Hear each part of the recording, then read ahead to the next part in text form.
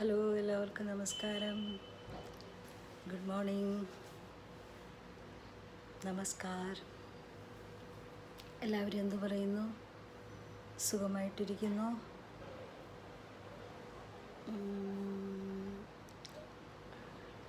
നന്നായിട്ട് ഉറങ്ങിയോ? പ്രാർത്ഥിച്ചോ? വചനം വായിച്ചോ?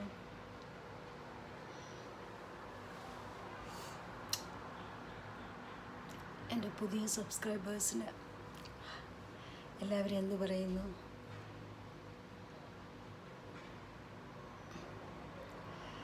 My new subscribers, welcome to my YouTube family.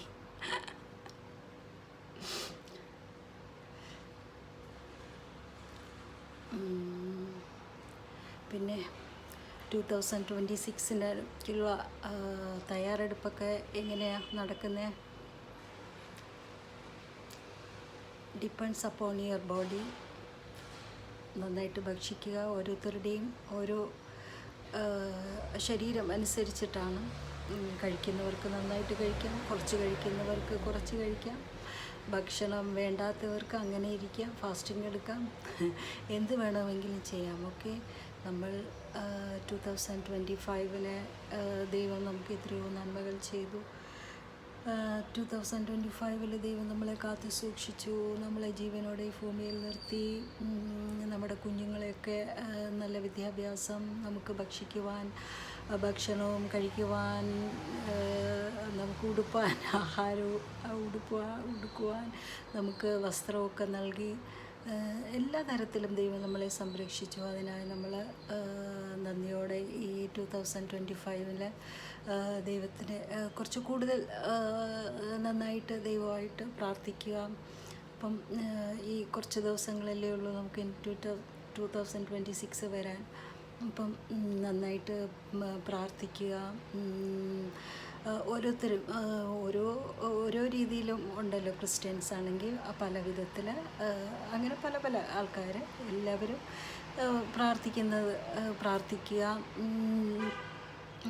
ഓരോ ദിവസവും 2026-ക്കുള്ള 2025-ൽ നമുക്ക് എന്തൊക്കെയാണോ നമുക്ക് എന്തൊക്കെയാണോ തെറ്റുകൾ സംഭവിച്ചത്, നമുക്ക് എന്തിലൊക്കെയാണ് നമ്മൾ പരാജയപ്പെട്ടിരിക്കുന്നത്, അതിൽ നിന്നെല്ലാം നമ്മൾ ജയത്തോടെ സന്തോഷത്തോടെ അങ്ങനെ ജീവിക്കുവാൻ നമുക്ക് എല്ലാവർക്കും ആഗ്രഹമില്ലേ?